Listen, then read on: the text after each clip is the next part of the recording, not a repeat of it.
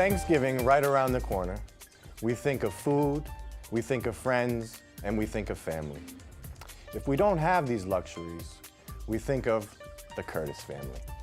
Joining us in studio today is Director of Operations, Diane Lynch. Thank you so much for having us, and Thanks we for coming in. appreciate all of the support that Access Framingham has been giving us the last couple of years. It's been really great. Well, we need to. The support that you're giving to the community, it's only right that we do the same. No, it's been great. We appreciate it. Thank you. So I can't believe it. Thanksgiving is upon us again. Well, here we are again. It's unbelievable. I can't believe another year went by. Blink of the eye. You must start planning the day after to get ready for two. Not quite, but come the middle of the summer, I start with my fundraising, trying to see who I can shake down for some prizes. All the prizes that we have for our raffle are donated, so we don't put out any money for that. So all of the proceeds from a ticket, if you buy a ticket, the whole $10 goes to us, which is really great. Hit them early, hit them often. Exactly, exactly. So we're coming to the 30th anniversary? It is the 30th year. I know, it's amazing. So Karen and Mark must have started this when they were like 15, 16? They'll be happy to hear that. Yeah, they started it. It started off small. Mark, one Thanksgiving, had a couple of buddies that were like, oh, we have nowhere to go. And he's like, oh, come over to my house. And then the next year he had more people, and then it moved, and then it was a huge soup kitchen, and then the need to have deliveries for the elderly. We took that on, and it's just every year. It's just been growing. It's crazy. So I didn't realize we started in Mark and Karen's house. In the house. Wow. And now I've been there, Access Framingham, our executive director. We had a nice evening down there at the Eagles Hall, is that correct? That is. We have it at the Eagles Hall. So that's where we do most of the cooking. Right. That's where we do the prep, all the prep, as you know, Wednesday night. That's where we put out all the delivery meals, and then we open the room as a dinner for anybody upstairs at the Eagles, yes. So how did you guys get involved with the Eagles? I'm not sure exactly how Mark did.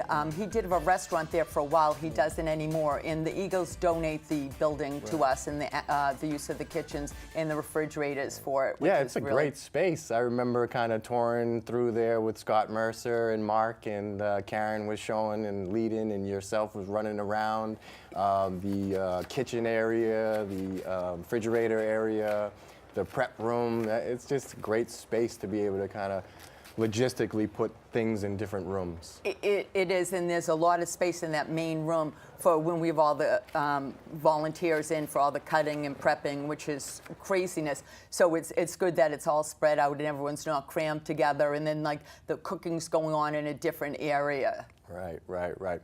Now, can you talk about when you first got involved, like who asked you and why you got involved? I got involved in it about, I think it was like probably now, like, wow, probably like 11 years ago. Someone had told me about it, and I was like, oh, well, I'll go. So I went on Wednesday night, and, you know, everyone's there and prepping, and I was there, and I prepped, and then I heard about the delivery to the elderly the next day. So I'm like, well, I'll do that before I go to dinner. So I went, and I did a delivery route, and I got Rose Kennedy Lane, which is senior housing for the elderly in Framingham. And I don't know, I maybe had 12 meals. And I went to the first house, and the woman opened the door. She had the TV going with the Macy's Thanksgiving parade, and, you know, tried to invite me in. And I wanted to sit with her, but I had, you know, 10 more meals in my car. And I went around, and it was just so moving to me. These people that are sitting there by themselves, you know, no food, not that they don't have food, but, you know, we're bringing them a home-cooked meal. Every delivery that we have, it's amazing, is a full turkey dinner. So you have turkey, stuffing, squash, mashed potatoes, carrots, roll butter, homemade soup, pie, cake, cookies, and every single person gets that. So, I mean, for a lot of these people, it's probably like 2 meals because they're really, you know, substantial, and it's amazing. So after that, and I got done, I got in my car and I was driving to my sister's house, and I was just thinking about it, and I'm like, oh, I'm going to do this every year. It just... Emotionally, it moves you. It really does, and it can't not. I mean, it was like my aha moment. I'm like, you know, I used to go to, you know, watch the game, and I'm like, this is what I'm doing now. So this has been my Thanksgiving. Right. Giving back. Yeah. It's a wonderful thing. It is. It fills your heart, it warms you up. It does. And the food that is brought to these homes is it's donated. We buy it. You buy everything? We get a little bit of donations. I'm not exactly sure what we do, but we buy the majority of it. So how do you raise the funds to get the money to purchase the foods? We do a raffle, which is what I start in the summer, and we've been very fortunate that, you know, Bose in Framingham, you know, they always donate something. A lot of the local restaurant, Ken's Steakhouse, the Oregon Club, China Gourmet, they all donate gift certificates. We have it from like hairdressers and nail places and, you know, just other gifts that people have donated. And we put together the raffle and we have the drawing at China Gourmet. Okay. The drawing will be on the 15th. Right. It's always the Thursday before. Okay. And we do it there publicly. Anyone can come who wants. And we put, you know, all the names and shake them up and go around the room and pick. And then now, some of the locations that they can purchase the raffle tickets at? Well, they can email us at curtisthanksgiving@gmail.com. Okay, we'll put that on there for you. Yeah, and Access Framingham Is the here on location? Vernon Street. They've been very great. They also sell tickets, and we'll be selling tickets at the door. Excellent, excellent. That sounds like a great idea. So originally when Mark and Curtis started this, they weren't looking to fundraise, and you kind of jumped in and said, this is something. Mark and Karen are two of the nicest people in the world. I mean, you've met them and you dealt with them. I mean, they're the most selfless people in the world. They would bankrupt themselves to pay for this because they would, you know, some people would donate some money, but they would never ask anybody for anything. And I'm like, this is insane. This thing has grown so big, and every year it keeps getting bigger. And I'm like, you can't pay for it, and they just can't ask anyone. I'm like, ugh, I'll do it. You can and do I'm that. like, yeah, I'm like, I can do that. And then she's like, well, that's awesome. And I just took it over. And, you know, I've been very fortunate of the generosity of the people in Framingham. And it has just gone from there. Yeah, it is nice to see the camaraderie in Framingham. And looking back on the night that Access Framingham was there at Eagles Hall, it was noisy, it was fun, it was productive. Organized chaos is Organized what we call chaos, it. exactly. Yeah. So are you looking for more volunteers right now? We always are looking for volunteers. We've been very lucky. Normally we love to have young people involved, and that's always been a huge thing for Karen and Marcus, to have young people involved. So normally we have, like, the swim team comes over. You saw them, they wear their goggles because we make them peel the onions. We have the hockey team. We always have all those kids.